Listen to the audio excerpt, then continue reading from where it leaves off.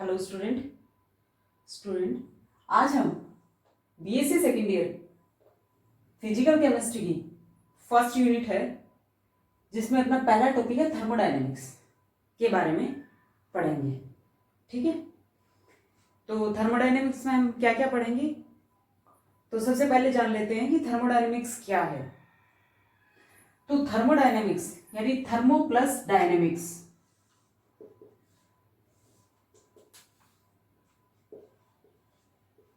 Thermo plus dynamics.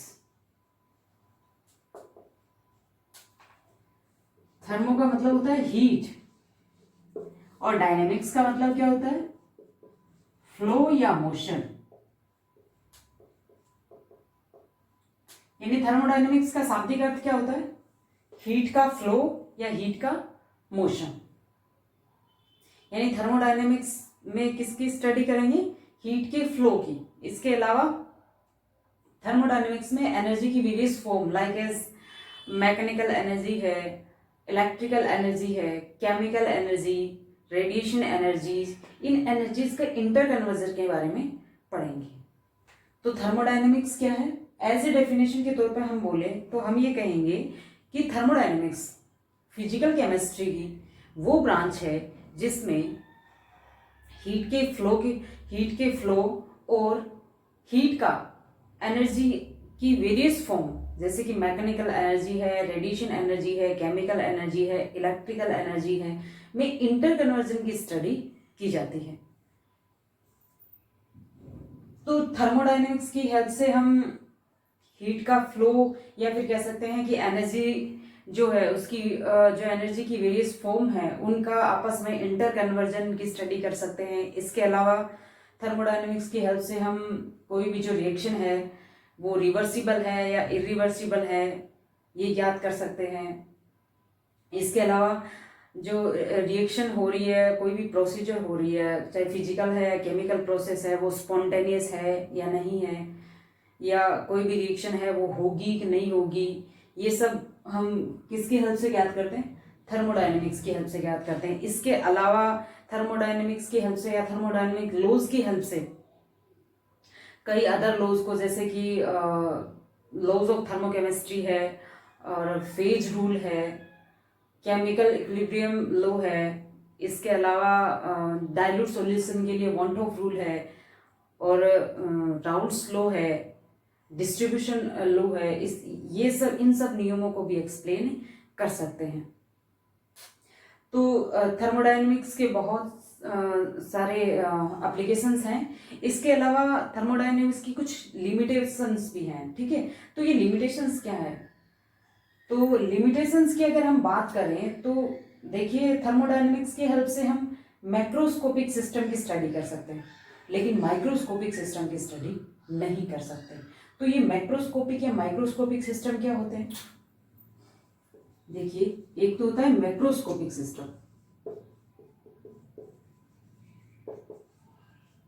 और एक होता है माइक्रोस्कोपिक सिस्टम। और हम इन दोनों वर्ड्स को प्रॉपर्टीज के सेंस में भी काम में लेते हैं। हम बोलते हैं मैक्रोस्कोपिक प्रॉपर्टीज, माइक्रोस्कोपिक प्रॉपर्टीज। तो ये क्या होती है, देखिए मैक्रोस्कोपिक सिस्टम का मतलब होता है कि इस तरह का सिस्टम जिसमें नंबर ऑफ पार्टिकल्स की संख्या ज्यादा होती है। ठीक है, यानी bulk system, number of particles की संख्या ज्यादा है, एक बड़ा सिस्टम है, जिसे हम क्या कहते हैं, मैक्रोस्कोपिक सिस्टम कहते हैं। माइक्रोस्कोपिक सिस्टम का मतलब होता है कि जैसे एक पर्टिकुलर पार्टिकल है या पर्टिकुलर एटम है या पर्टिकुलर मोलिक्यूल है, उसकी स्टडी हम करते हैं तो उसको हम क्या मानते हैं, माइक्रोस्कोपिक सिस्टम मानते हैं। तो मैक्रोस्कोपिक सिस्टम में नंबर ऑफ पार्टिकल्स ज़्यादा आते हैं, इस वजह से मैक्रोस्कोपिक सिस्टम की जो मैक्रोस्कोपिक प्रॉपर्टीज़ की स्टडी करेंगे, जैसे कि टेम्परेचर है, प्रेशर है, वॉल्यूम है, डेंसिटी है, विस्कोसिटी है, इस तरह से। ठीक है, माइक्रोस्कोपिक सिस्टम पता है कि पर्टिकुलर पार्टिकल, एटम या मॉलिक्यूल से रिलेटेड सिस्टम है, तो उस पर्टिकुलर पार्टिकल या मॉलिक्यूल या एटम की स्ट्रक्चर कैसी है, ये सब किस में आता है, माइक्रोस्कोपिक प्रॉपर्टीज में आता है।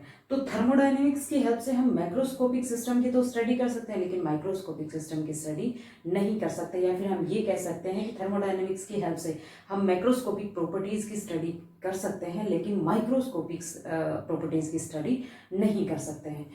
इसके अलावा अगर लिमिटेशन देखें तो थर्मोडायनेमिक्स की हेल्प से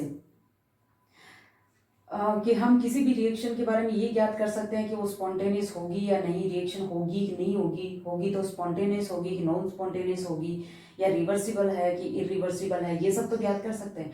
लेकिन थर्मोडायनेमिक्स की हेल्प से रिएक्शन की रेट नहीं ज्ञात कर सकते।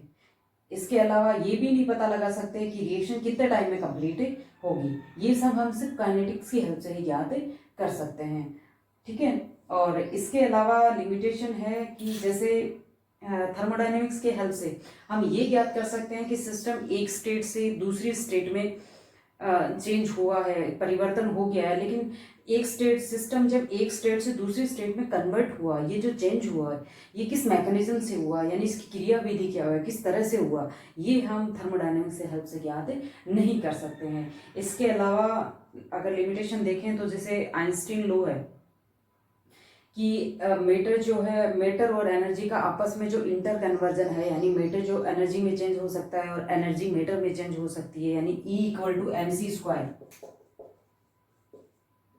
इसको थर्मोडायनेमिक्स एक्सप्लेन नहीं करती है। हालांकि थर्मोडायनेमिक्स एनर्जी की वेरियस फॉर्म का आपस में इंटर कन्वर्जन एक्सप्लेन करती है, लेकिन मैटर का एनर्जी और एनर्जी मैटर में किस तरह से चेंज होती है ये एक्सप्लेन नहीं करती है। तो थर्मोडायनेमिक्स का काफ़ी बहुत सारे एप्लीकेशंस भी हैं, लेकिन इसकी कुछ लिमिटेशंस भी हैं।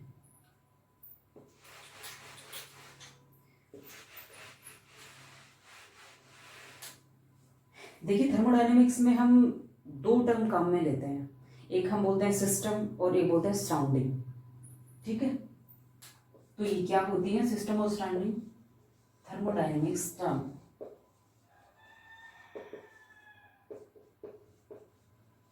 थर्मोडायनेमिक्स टर्म में हम एक तो बोलते हैं सिस्टम और एक बोलते हैं सराउंडिंग।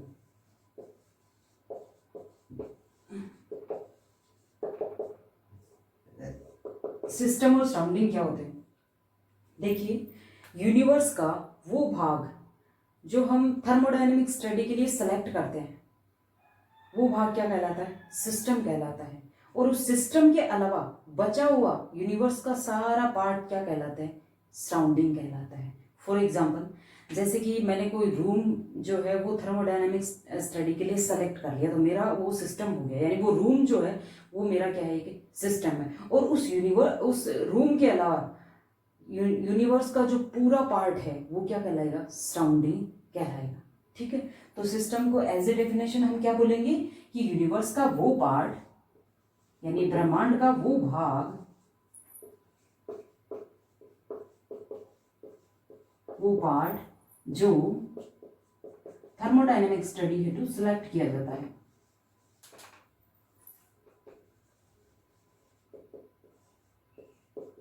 थर्मोडायनेमिक स्टडी यानी उष्मागतिकीय अध्ययन हेतु चुना जाता है, तो सेलेक्ट किया जाता है।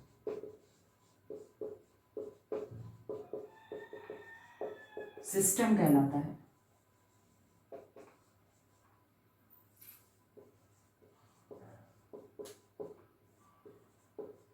और सिस्टम के अलावा यूनिवर्स का जो पार्ट है वो क्या कहलाएगा? यानी सिस्टम के अलावा बचा हुआ यूनिवर्स का पार्ट क्या कहलाता है? सराउंडिंग या परिवेश कहलाता है। सिस्टम यानी निकाय या तंत्र के अलावा यूनिवर्स का बचा हुआ भाग, ब्रह्मांड का शेष भाग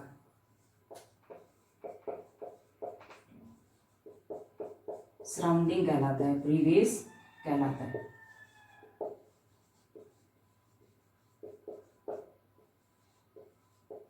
ठीक है, तो ये होता है सिस्टम और सराउंडिंग। ये जो सिस्टम और सराउंडिंग होते हैं ये आपस में या तो इमेजिनरी बाउंड्री से सेपरेट हो सकते हैं या फिर रियल बाउंड्री से सेपरेट हो सकते हैं। जैसे कि फॉर एग्जांपल के तौर पे अभी मैंने बताया कि जैसे कि मैंने एक रूम को थर्मोडायनेमिक स्टडी हेतु सेलेक्ट कर लिया, तो वो मेरा सिस्टम हो गया। और रूम के अलावा जो यूनिवर्स का पार्ट बचा हुआ टोटल पार्ट, वो क्या हो गया? सराउंडिंग हो गया। तो एक रूम है, बाकी वो यूनिवर्स है, यानी सराउंडिंग से, रियल बाउंड्री से सेपरेट है, क्योंकि रूम की चारों तरफ दीवारें है, पैक्ड है रूम बिल्कुल, तो रूम जो है वो सराउंडिंग से एक रियल बाउंड्री से सेपरेट है। लेकिन ये ज़रूरी नहीं है कि हमेशा सिस्टम सराउंडिंग से रियल बाउंड्री से सेपरेट हो, ये इमेजिनरी बाउंड्री से भी सेपरेट हो सकता है। फॉर एग्जांपल, जैसे मैंने एक पर्टिकुलर एरिया देख लिया, मैंने ये मान लिया कि ये जो इतना पार्ट है जिसे मैं थर्मोडायनेमिक स्टडी हेतु सेलेक्ट कर रही हूँ, तो मेरा ये इतना सा पोर्शन क्या हो गया, सिस्टम हो गया। तो इस पोर्शन के अलावा ये जो बचा हुआ सारा पार्ट है, ये क्या हो गया, सराउंडिंग में। अब मैंने ये इमेजिन किया है कि ये मेरा जो इतना पार्ट है ये क्या है, मैं थर्मोडायनेमिक स्टडी है तो सेलेक्ट कर रही हूँ, तो ये मेरा सिस्टम हो गया। लेकिन ये सिस्टम सराउंडिंग से एक तरह से इमेजिनरी बाउंड्री से सेपरेट है, ठीक है। तो सिस्टम और सराउंडिंग आपस में रियल या फिर इमेजिनरी बाउंड्री से सेपरेट हो सकते हैं। अब हम बात करें टाइप्स ऑफ सिस्टम की।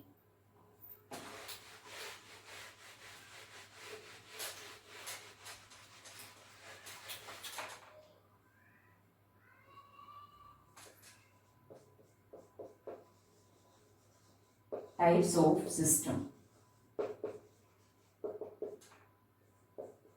सिस्टम के टाइप अगर हम देखें तो हम अलग अलग बेस पे सिस्टम को अलग अलग पार्ट्स में डिवाइड करते हैं। जैसे कि ऑन द बेसिस ऑफ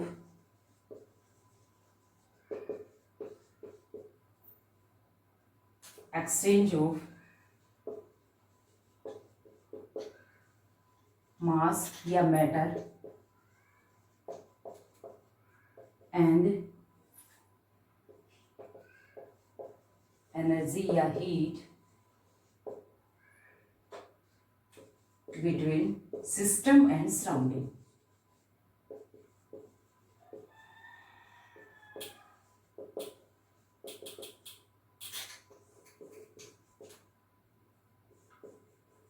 यानी कि सिस्टम और सराउंडिंग के बीच में मास और हीट के, या फिर कह सकते हैं कि मैटर और एनर्जी के एक्सचेंज के बेस पे सिस्टम को कितने पार्ट्स में डिवाइड कर सकते हैं, तो 3 पार्ट्स में डिवाइड कर सकते हैं। यानी कि सिस्टम और सराउंडिंग के बीच में मास और एनर्जी, मास और हीट के एक्सचेंज के बेस पे सिस्टम को 3 पार्ट्स में डिवाइड कर सकते हैं, ओपन सिस्टम, क्लोज सिस्टम और आइसोलेटेड सिस्टम।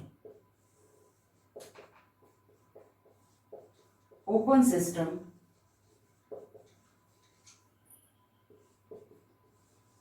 क्लोज सिस्टम और आइसोलेटेड सिस्टम।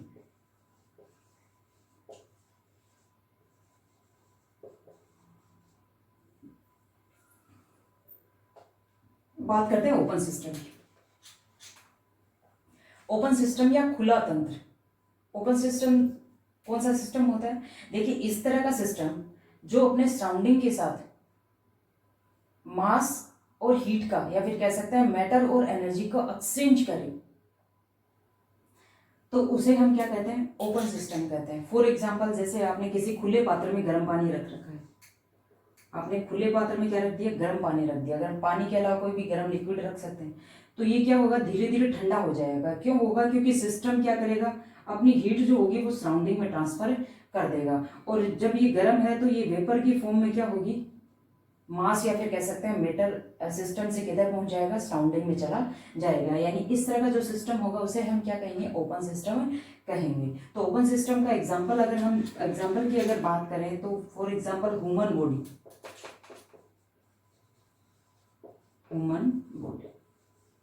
मानव का जो शरीर है, जो ह्यूमन बॉडी है, वो एक तरह से ओपन सिस्टम का काम करती है, ठीक है। यानी कि हमारी बॉडी जो है वो सराउंडिंग के साथ मैटर और हीट दोनों का एक्सचेंज करती है।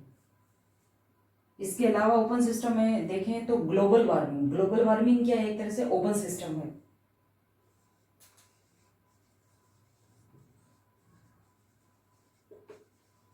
ठीक है, तो ये तो हुआ ओपन सिस्टम। अब बात करते हैं क्लोज सिस्टम की। बंद निकाय क्या होता है? बंद निकाय का मतलब होता है कि इस तरह का सिस्टम जो सराउंडिंग के साथ ओनली हीट या एनर्जी का एक्सचेंज करे, लेकिन मास का एक्सचेंज, मास या मैटर का एक्सचेंज ना करे। यानी कि इस तरह का सिस्टम जो परिवेश के साथ मास का एक्सचेंज नहीं करे, ओनली हीट या एनर्जी का ही एक्सचेंज करे, तो इस तरह का सिस्टम होगा, उसे हम क्या कहेंगे? क्लोज सिस्टम कहेंगे। तो क्लोज सिस्टम का एग्जांपल अगर हम देखें तो अभी मैंने जैसे ओपन सिस्टम का एग्जांपल बताया कि खुले पात्र में जैसे कोई गर्म लिक्विड रखा हुआ है, यानी गर्म पानी रखा हुआ है, तो अगर इस पात्र को हम बंद कर देंगे, ठीक है, तो बंद पात्र से मेटल या मास का तो एक्सचेंज होगा नहीं सराउंडिंग और सिस्टम के बीच में, लेकिन हीट का एक्सचेंज होगा। तो इस तरह का जो सिस्टम होगा उसे हम क्या कहेंगे, क्लोज सिस्टम कहेंगे। इसके अलावा जैसे जो रिवर्सिबल रिएक्शंस जो होती है वो मोस्ट ऑफ हम रिवर्सिबल रिएक्शन को क्लोज सिस्टम में ही करवाते हैं, क्योंकि क्लोज सिस्टम में इसलिए करवाई जाती है क्योंकि मेटर का अगर एक्सचेंज हो गया सिस्टम और सराउंडिंग के बीच में तो वो रिवर्सिबल नहीं रह पाएंगे, ठीक है। तो इसके अलावा क्लोज सिस्टम का अगर एग्जांपल देखें तो बेस्ट एग्जांपल है थर्मामीटर। थर्मामीटर, ठीक है, थर्मामीटर की हेल्प से हम टेम्परेचर नापते हैं। तो थर्मामीटर क्या है, सिर्फ सराउंडिंग के साथ ओनली हीट का एक्सचेंज करता है। थर्मामीटर किसका एग्जांपल है, क्लोज सिस्टम का। नेक्स्ट है आइसोलेटेड सिस्टम। आइसोलेटेड सिस्टम क्या होता है, आइसोलेटेड सिस्टम का मतलब होता है कि इस तरह का सिस्टम जो अपने सराउंडिंग के साथ ना तो हीट का एक्सचेंज करे और ना ही मेटर का एक्सचेंज करे, यानी इस तरह का सिस्टम जो सराउंडिंग के साथ हीट और मास दोनों का एक्सचेंज नहीं करता, आइसोलेटेड सिस्टम या विलगित तंत्र, विलगित निकाय कहलाता है। तो इसका एग्जाम्पल है थर्मस फ्लास्क।